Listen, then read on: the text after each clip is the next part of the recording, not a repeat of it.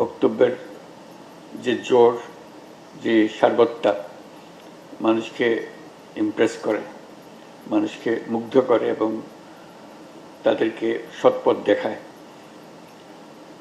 আমি গোড়াতেই যেগুলো বলছিলাম আমাদের সমস্যা নিয়ে, সেগুলোর অনেক কিছুর জবাব পেয়েছি।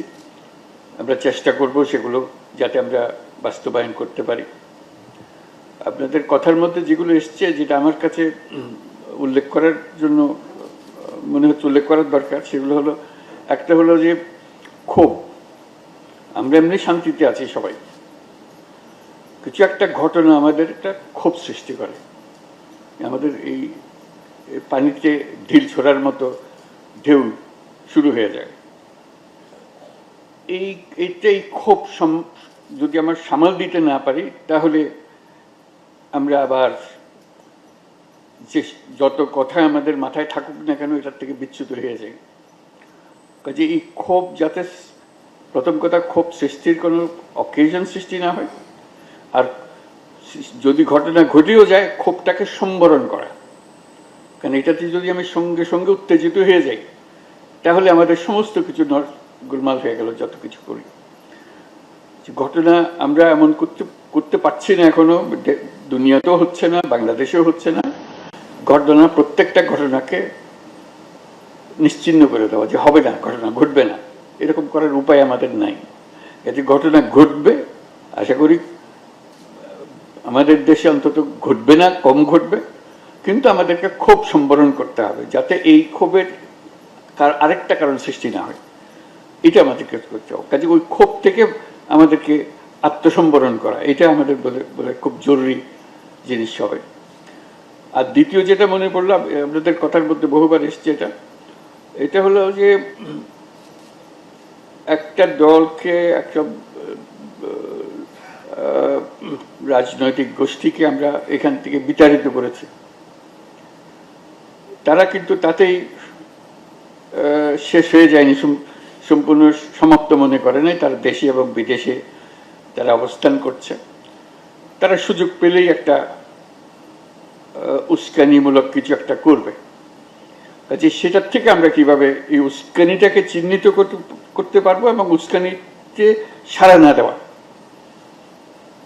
এইটার থেকে আমরা কিভাবে বাঁচবো, এইটাই আমাদের। আমরা সব দিকে ঠিক আছি, কিন্তু এই বাইরের থেকে আসতেছে, একটা ক্ষোভ সৃষ্টি করছে, আর একটা হচ্ছে উস্কানি সৃষ্টি করছে। উস্কানিটা এমন নিখুঁতভাবে করে বোঝা যায় না যে এটা উস্কানি। কাজে এটার থেকে কি করব? তারপরে বহির্বিশ্বে আবার কেউ আছে যারা আমাদেরকে বিভিন্নভাবে উস্কানির সূত্রপাত করে। তাদের দেশের যারা সংখ্যালঘু, তাদের উপরে যে হয়রানি, যে তাদের যে ব্যবস্থা, সেটা আমাদের মনে ক্ষোভ সৃষ্টি করে, আমাদের উস্কানির সৃষ্টি করে। এই দুটোর থেকে আমরা কিভাবে ঘটনাকে স্বীকৃতি দেব, কিন্তু তার উস্কানির শিকার হবে না, এটা আমরা কিভাবে করতে পারি, এটা আমাদেরকে শিখতে হবে, যাতে করে আমরা এই পরিস্থিতির বারে বারে মোকাবেলা করতে। এটা আমাদের কারণে হচ্ছে না, আমি যেটা উল্লেখ করতে চাচ্ছি, এটা আমাদের কারণে হচ্ছে না, হচ্ছে বাইরের একটা কারণে। এই বাইরের কারণটাকে আমরা কিভাবে সম্বরণ করতে পারবো, এবং সেটার পরবর্তীতে রাজনৈতিকভাবে বা রাষ্ট্রীয়ভাবে প্রতিকারও সম্ভব হবে। আমরা ওই দিকে চলে যেতে পারি কিনা, যে আমরা ব্যক্তিগতভাবে প্রতিকার না করে রাষ্ট্রীয়ভাবে প্রতিকার করার ব্যবস্থা করতে পারি কিনা। সেখানে রাষ্ট্রের ভূমিকা আসবে, যেটা নিশ্চিত করতে পারবে, আপনাদের আশ্বস্ত করতে পারবে যে আমরা এটা হ্যান্ডেল করব, আপনাদের পক্ষ থেকে হ্যান্ডেল করব। এই দুটো জিনিসকে খুব গুরুত্ব দিচ্ছি আমি, যাতে করে আমরা এটা বারে বারে শিকার না হয়। আমাদের নিজের মনের মধ্যে কোনো সমস্যা নেই, আমাদের ধর্মের বাণীর মধ্যে কোনো সমস্যা নেই, কিন্তু বারে বারে আমাদের উপর আঘাত হচ্ছে, সে আঘাতে আমরা বিচলিত হয়ে এমন সব কাজ করছি, পরে হয়তো আমরা বুঝি যে এটা ঠিক হয়নি। আরেকটা বিষয় একটা আলাপ করা, সেটা হলো যে আমাদের এখন আমরা সাম্প্রদায়িক সম্প্রীতির কথা বলছি, খুব দরকারি। সম্প্রীতি আছে বলে আমরা সবাই একমত হলাম যে আমাদের সম্প্রীতি আছে। সম্প্রীতির সঙ্গে আরেকটা জিনিস আমি যোগ করতেছি, সেটা ভয়। সম্প্রীতি আছে, কিন্তু মনের মধ্যে ভয়ও আছে। এই ভয় থেকে কেমনে আমরা উত্তরণ করবো? যেমন আমরা নাগরিক, আমরা নির্ভয়ে নাগরিক, ভয়ের সঙ্গে নাগরিক না।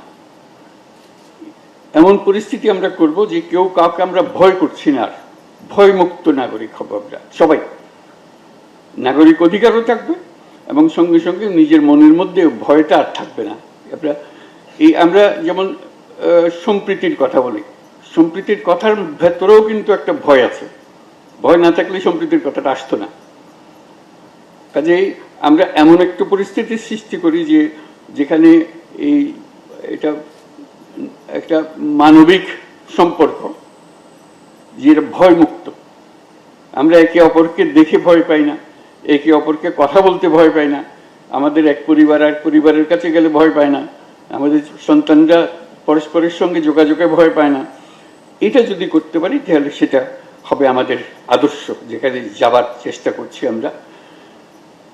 বাংলাদেশ এখন নতুনভাবে জন্ম লাভ করছে। কাজে অতীতের যে বাংলাদেশ, যত কিছু আমাদের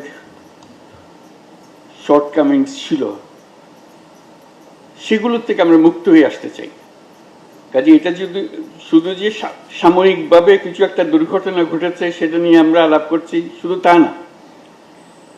আমরা এমন একটা বাংলাদেশ করব, এই ধরনের দুর্ঘটনা ঘটবেও না, এবং ঘটলেও এটা আমরা খুব শান্তিপূর্ণভাবে আমরা এটা সামাল দিতে পারবো। এই ধরনের একটা রাষ্ট্র আমরা যেন আমরা গঠন করতে পারি। এটা ভয়মুক্ত রাষ্ট্র, যে একজন নাগরিককে ভয় পাবে না, এবং এমন এক রাষ্ট্র আমরা নিশ্চিতভাবে আমরা ভবিষ্যতের দিকে এগিয়ে যেতে পারি ভিন্নভাবে। বর্তমানে যা আছে তার কিছুটা রদবদল করে না, একেবারে কাঠামোগতভাবে পরিষ্কার করে, যে আমরা পরস্পরই যারা আমরা এই দেশে বসবাস করি তাদের সম্পর্ককে নতুনভাবে নতুন সূত্রে গাঁথা, এই জিনিসটা যেটা আমরা করতে পারি। সেটা কি হবে, কিভাবে হবে, আপনাদের কথার ভেতর থেকে অনেক বিষয় এসছে, কিন্তু আমি অন্য ভঙ্গিতে জিনিসটাকে আপনাদের সামনে তুলে ধরলাম, যাতে সত্যিকার ভাবে এটা এই বাংলাদেশের কিছু কোনো রকমের সহনশীল অবস্থা দিয়ে আমরা অগ্রসর হব সেটা না, সম্পূর্ণ নির্ভয়ভাবে আমরা অগ্রসর হব, একেবারে মুক্ত হয়ে অগ্রসর হব। সেই পরিস্থিতির দিকে আমরা যেন এগোতে পারি। কাজে আজকের হলো যে প্রথম যে আমাদের যে প্রতিক্রিয়া ব্যক্ত করি আমরা, ক্ষোভ এবং উস্কানি, এই দুটোর থেকে প্রাথমিকভাবে মুক্ত পাওয়া, তারপরে আমরা ওই বন্ধনে আমরা আবদ্ধ হব, যে নাগরিক বন্ধন যেটা বলেছিলাম, সেই নাগরিক বন্ধন, আমাদের শক্তিটা হলো নাগরিকের শক্তি। যে নাগরিক আমরা আমাদের সংবিধান আমাদেরকে দেবে, সেটা যেন রাষ্ট্র আমাদেরকে নিশ্চিত করতে পারে।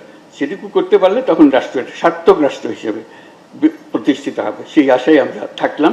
এইটা আমাদের সুযোগ এসছে, আল্লাহ আমাদেরকে সুযোগ দিয়েছে এরকম রাষ্ট্রের একটা কল্পনা করা এবং সেটার দিকে অগ্রসর হওয়া।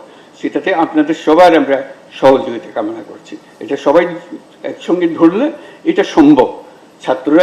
ছাত্র জনতা একটা জিনিস সম্ভব করে দেখিয়েছে, আমরা একটা বড় কিছু সম্ভব করার জন্য চিন্তা করি না কেন, চিন্তা করতে অসুবিধাটাকে, সেই পথে যেন আমরা অগ্রসর হতে পারি।